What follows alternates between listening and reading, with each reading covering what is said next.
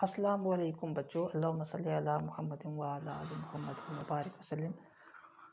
ये discovery of neutron के video के बाद के फेडरल बोर्ड के इम्पोर्टेंट क्वेश्चंस हैं जो पिछले सालाना पेपर्स में आए हुए हैं। वेरी इंपॉर्टेंट क्वेश्चंस हैं, बार बार रिपीट भी हो सकते हैं। तो चलिए स्टार्ट करते हैं। What are not produced by neutron decay. 4 option है, इलेक्ट्रॉन, न्यूट्रिनो, पॉजिट्रॉन, प्रोटॉन। इनमें से क्या जब न्यूट्रॉन का डीके होगा तो प्रोड्यूस नहीं होगा? तो बच्चों चलिए रिएक्शन लिख लेते हैं न्यूट्रॉन का। न्यूट्रॉन का डीके होता है तो प्रोटॉन में कन्वर्ट होता है। फिर इसको बैलेंस करने के लिए हमने इलेक्ट्रॉन लगाया, या इसको बीटा रेडिएशन भी बोलते हैं, इलेक्ट्रॉन भी बोलते हैं। ठीक हो गया।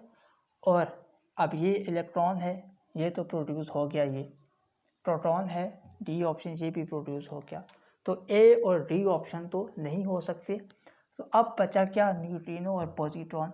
तो बच्चों देखो, पॉजिट्रॉन अगर मैं यहाँ पर लिखूँ पॉजिट्रॉन, तो बच्चों पॉजिट्रॉन क्या होता है? पॉजिट्रॉन भी होता है इलेक्ट्रॉन ही, लेकिन पॉजिटिव इलेक्ट्रॉन होता है। इसके ऊपर -1 चार्ज है, इस इलेक्ट्रॉन पर +1 चार्ज। जिस इलेक्ट्रॉन पर +1 चार्ज हो उसको बोलते हैं पॉजिट्रॉन। अगर मैं ये यहाँ पर लिखूँ तो आप देख रहे हैं ये और फिर ये इक्वेशन यहाँ बैलेंस नहीं होगी।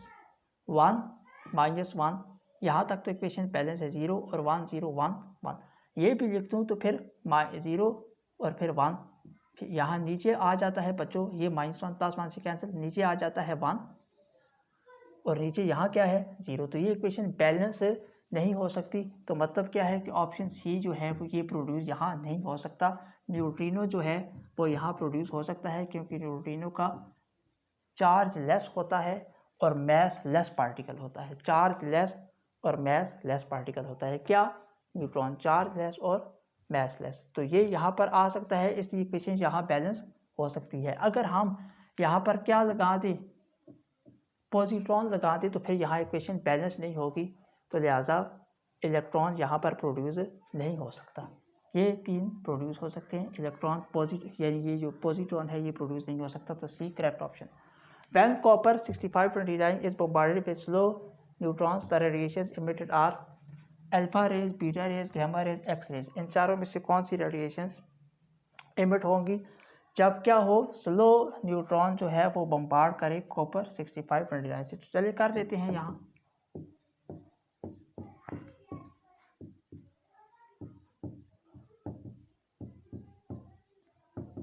अब बच्चों यहाँ बात सुने, यहाँ जो मैंने रेडिएशंस लिखी हैं वो लिखी हैं गैमा रेज। क्या लिखी हैं वो बच्चों? लिखी हैं गैमा रेज। एक्स रेज का भी कुछ ना कुछ मैच होता है।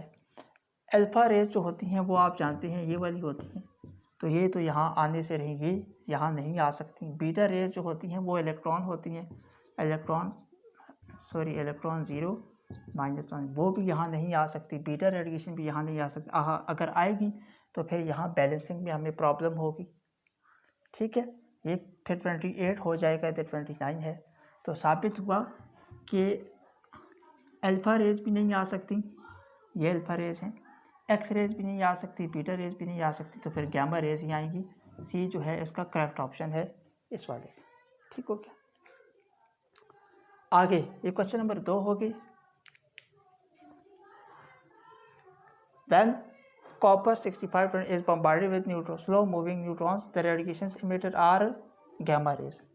ठीक है, आगे क्वेश्चन है when fast moving neutrons bombarding nitrogen atoms, what radiations are emitted।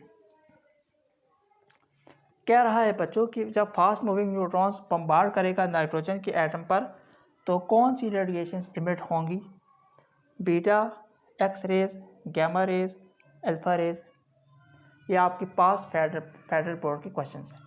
तो कौन सी इमिट होंगी? चलें ये हम देखते हैं। ये है नाइट्रोजन, ये है न्यूट्रॉन। जब बच्चों ये आया, और ये भी क्वेश्चन आ सकता है आपको इस तरह भी कि ये एक्स वाई बना कर दे दे और आपसे पूछे कि एक्स क्या है और वाई क्या है। तो बच्चों इसका तो आपको पता होना चाहिए कि हीलियम जो है, अल्फा पार्टिकल जो है, इसका मास नंबर 4 होता है, एटॉमिक नंबर 2 होता है। तो वाई क्या है? वाई ये है। ठीक है, एक्स क्या है? तो बच्चों आपको पता है कि बोरोन ही ऐसा वाहिद एलिमेंट है जिसका एटॉमिक नंबर 5 होता है, मास नंबर 11 होता है। तो इस तरह भी क्वेश्चन आ सकते हैं, इन क्वेश्चन के लिए भी तैयार रहे। अब आप देख सकते हैं कि इनमें से क्या आपके पास बना है बच्चों, ये इसको क्या बोलते हैं, इसको हम बोलते हैं अल्फा रेज। तो डी इसका करेक्ट ऑप्शन है। फास्ट मूविंग न्यूट्रॉन्स बम्बार्ड करेंगे जब नाइट्रोजन एटम से, तो क्या बनेगा, एक बोरॉन बनेगा और साथ में क्या बनेगा, अल्फा पार्टिकल। अल्फा पार्टिकल क्यों बनेगा, गैमा रेडिएशंस क्यों नहीं निकल सकती, गैमा रेज क्यों नहीं बन सकती, अल्फा रेज जो है ये क्यों बन सकती हैं, क्योंकि अल्फा रेज का फार्मूला ये होता है 2,4 यहाँ आएगा तब ये इक्वेशन बैलेंस होगी। तो ये थे फेडरल बोर्ड के पास क्वेश्चंस। अगली वीडियो में इंशाल्लाह फिर हाजिर होंगे।